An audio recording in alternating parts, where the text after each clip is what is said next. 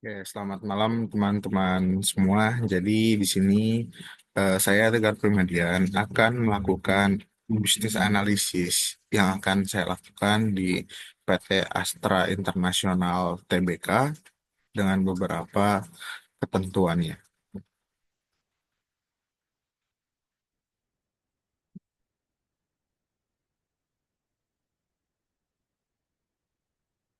Jadi ada di sini pembahasan kita pada kali ini yaitu mengenai profil perusahaan, analisis masalah yang akan dibahas, solusi, serta analisis finansial dan juga manfaatnya.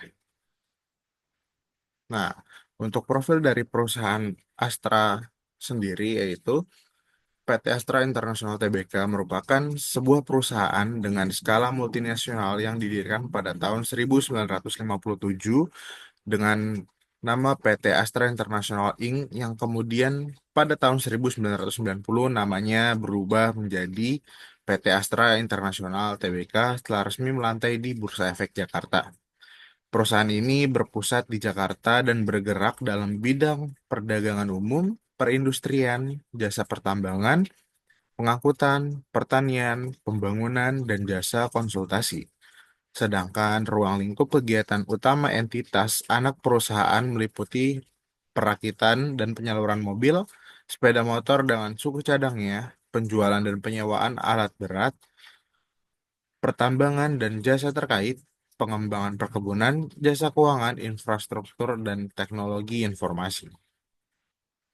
Visi dan misi dari perusahaan ini yaitu visinya yang pertama menjadi salah satu perusahaan dengan pengelolaan terbaik di Asia Pasifik dengan pertumbuhan yang berkelanjutan dan struktur keuangan yang solid. Kemudian yang kedua menjadi perusahaan yang intelijen dan agile yang berfokus pada karyawan, pelanggan, dan masyarakat. Untuk misinya, perusahaan ini sejahtera bersama bangsa dengan memberikan nilai-nilai terbaik pada para pemangku kepentingan. Kemudian selanjutnya di sini ada analisis SWOT. Yang pertama ada strength atau kekuatan.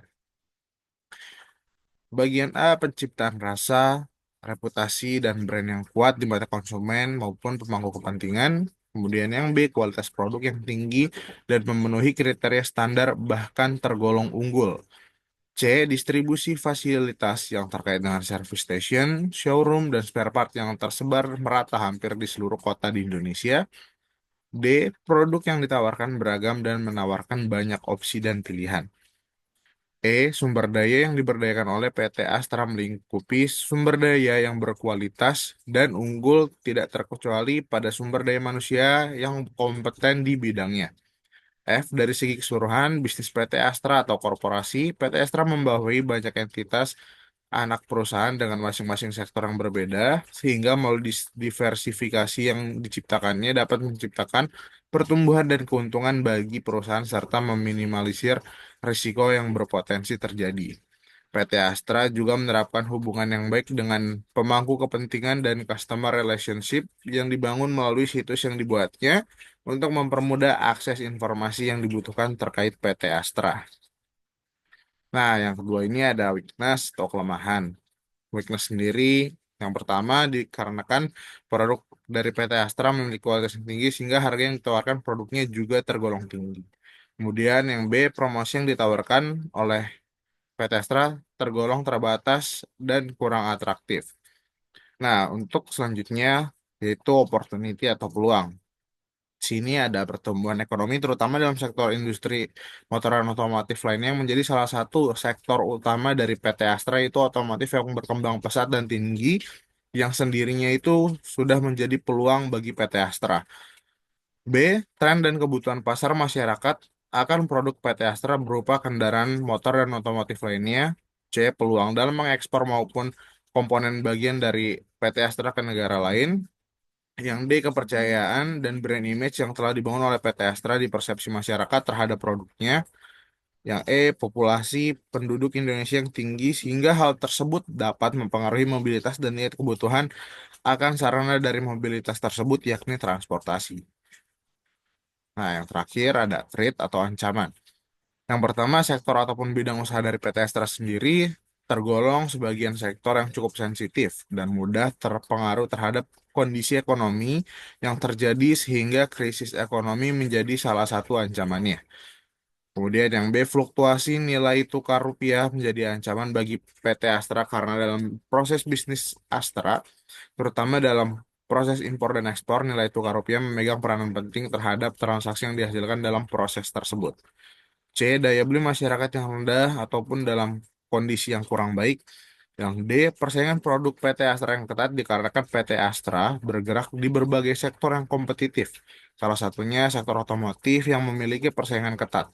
Karena perusahaan di sektor industri ini cukup banyak dan populer di Indonesia. Nah, kita masuk ke bagian analisis masalah. Di sini analisis masalah terdapat 4 poin, yang dimana yaitu penurunan kinerja keuangan, kemudian persaingan di sektor bisnis otomotif, tantangan operasional, dan juga isu keselamatan dan kualitas produk dari PT Astra itu tersendiri. Nah, untuk penurunan kinerja keuangan ini menunjukkan penurunan dalam beberapa tahun terakhir dengan berbagai indikatornya yang tentunya hal ini disebabkan oleh seperti penurunan penjualan akibat pandemi sehingga PT Astra juga butuh progres kembali atau proses kembali untuk meningkatkan kembali penjualannya yang akan dipasarkan melalui produk-produknya. Kemudian persaingan di sektor bisnis otomotif. Nah, kok seiring berjalannya waktu tentunya para kompetitor semakin bermunculan dengan berbagai inovasi tentunya, terutama sekarang dunia otomotif yang sudah mulai beranjak atau beralih ke electric vehicle atau kendaraan listrik yang dimana sudah banyak dari brand-brand lain yang bisa menjadi ancaman serius bagi PT Astra sendiri. Kemudian tantangan operasional akibat adanya pandemi, tentunya PT Astra juga terdapat pukulan bagi bisnisnya yang juga berdampak pada ketersediaan kelancaran produksi serta bahan bakunya sehingga mereka perlu waktu untuk bangkit dan mengembangkan inovasinya dan memperbaiki produk serta kualitas yang mereka buat. Kemudian isu keselamatan dan isu kualitas produk, terdapat isu terkait keselamatan kualitas produk yang mereka buat sehingga dapat menjadi pukulan bagi Astra yang dimana produk yang mereka produksi itu dapat mempengaruhi reputasi perusahaan terhadap penjualan dan pelanggan setia mereka sehingga kita juga harus melakukan itu secara lebih cepat dan baik dalam mengatasi masalahnya. Kemudian solusi dari keempat masalah tersebut, yang pertama, bagian A meningkatkan kinerja keuangan. Nah, bisa melakukannya dengan analisis data secara real time dengan memanfaatkan platform cloud. Nah, Astra dapat melakukan analisis data secara real time yang memungkinkan manajemen untuk mengambil keputusan dengan lebih cepat berdasarkan info-informasi yang valid dan terbaru. Kemudian pengurangan biaya operasional. Cloud computing mengurangi kebutuhan akan infrastruktur IT fisik sehingga biaya pemeliharaan dan operasional dapat ditekan yang di mana dapat berpotensi untuk meningkatkan margin keuntungan yang didapatkan oleh perusahaan. Kemudian yang B, cermat dalam menghadapi persaingan. Nah, di sini tuh selalu memberi info inovasi terhadap produk. Yang dimana juga inovasi ini sangat penting karena dengan peluncuran produk baru ataupun memberikan inovasi-inovasi fitur yang lebih canggih ke depannya itu akan menjadi sesuatu yang unggul dan baik dalam mengembangkan produknya sendiri dan juga akan dilihat oleh pelanggan-pelanggan sehingga menjadi tertarik. Kemudian pemasaran digital yang secara efisien. Dengan akses ke alat pemasaran berbasis cloud, Astra dapat meningkatkan strategi pemasaran digital untuk menjangkau konsumen secara lebih efektif. Nah, untuk yang C, mengatasi tantangan operasional dengan baik. Sini yaitu yang pertama ada manajemen rantai pasokan dengan efisien. Nah, tentunya berbasis cloud, Astra sendiri dapat memantau dan mengelola rantai pasokan secara lebih efisien, termasuk ketersediaan bahan baku dan pengaturan logistik yang akan membantu mengurangi gangguan selama operasional berlangsung. Yang kedua, meningkatkan produktivitas karyawan. Akses ke aplikasi dan data dari mana saja tentunya akan memungkinkan karyawan untuk bekerja secara lebih fleksibel dan lebih cepat. Tentunya hal itu meningkatkan produktivitas bahkan dalam situasi yang padat ataupun dalam situasi yang cukup darurat. Nah, kemudian yang terakhir itu ada menangani isu keselamatan dan kualitas produk dengan, nah, di sini kita dengan menggunakan dua sistem, yaitu menggunakan sistem pemantauan dan pelaporan, yang dimana tentunya cloud computing dapat digunakan sebagai pengumpulan data terkait masalah produk sehingga memudahkan proses pemantauan dan juga pelaporan. Kemudian yang kedua, dengan memberikan edukasi dan pelatihan berbasis cloud, yaitu kita nih bisa memberikan sebuah edukasi baik secara online maupun secara offline kepada karyawan mengenai standar kualitas produk maupun kualitas yang perlu dikerjakan sesuai dengan standar operasional yang telah ditetapkan sehingga meningkatkan kesadaran dan kepatuhan terhadap prosedur yang ada. Sini ada analisis finansial sederhana. Yang pertama, PT Astra Internasional Tbk adalah salah satu perusahaan terbesar di Indonesia yang bergerak di berbagai sektor, termasuk otomotif, agribisnis, dan infrastruktur. Analisis kinerja keuangan perusahaan ini untuk memahami bagaimana kondisi finansialnya di sini saya memakai dalam konteks yang perusahaan global dan juga menganalisis secara dampak selama pandemi kemarin, sebelum pandemi hingga akhir pandemi. Di sini ada analisis laporan dari 2018 hingga tahun 2021. Di sini menunjukkan fluktuasi dalam kinerja keuangannya dengan data-data yang ada dan juga berhasil meningkat. Kemudian ada rasio keuangan, di sini ada rasio likuiditas yang dimana menunjukkan likuiditas yang baik dan mampu memenuhi kewajiban jangka pendeknya. Kemudian rasio solvabilitas, perusahaan juga dalam kondisi baik dengan kemampuan untuk mengelola utang jangka panjang dan juga menggunakan modal sendiri untuk operasional ini. Nah, kemudian yang terakhir ada rasio profitabilitas. Meskipun ada peningkatan laba bersih pada tahun 2021 menjadi 25.586 miliar, yang sebelumnya dari 18.000 miliaran. Pada tahun 2020, rasio profitabilitas seperti net profit margin masih menunjukkan hasil yang belum optimal.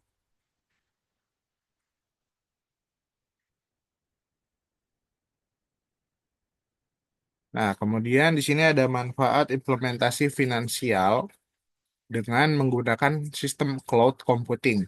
Nah, untuk teknologi cloud computing tentunya yang pertama dapat memperkuat ekosistem digital dengan mengintegrasikan teknologi cloud untuk meningkatkan efisiensi operasional dan pelayanan kepada pelanggan. Yang kedua, eksplorasi teknologi baru dengan menggunakan artificial intelligence atau AI dan machine learning untuk mendorong inovasi. Yang ketiga, demokratisasi data dengan meningkatkan keamanan data dan sentralisasi informasi untuk pengambilan keputusan yang lebih baik. Yang keempat, ada multi-cloud solution, yang dimana memungkinkan Astra untuk menggunakan berbagai layanan cloud secara bersamaan sehingga dapat meningkatkan fleksibilitas dan juga ketahanan sistem. Kemudian yang kelima ada solusi AI dan machine learning yang mendorong pengembangan produk dan layanan baru secara lebih cerdas dan responsif terhadap kebutuhan pasar. Karena mengimplementasikan solusi ramah lingkungan yang sejalan dengan tujuan keberlanjutan. Ketujuh, meningkatkan keterampilan karyawan dalam teknologi cloud melalui program pelatihan yang disediakan oleh perusahaan. Nah, berikut ini ada skema analisis finansial untuk dalam contoh umum. Di sini ada dalam melakukan analisis finansial itu cloud computing penting banget untuk mempertimbangkan berbagai aspek biaya dan juga potensi penghematan. Seperti di sini ada yang pertama investasi awal.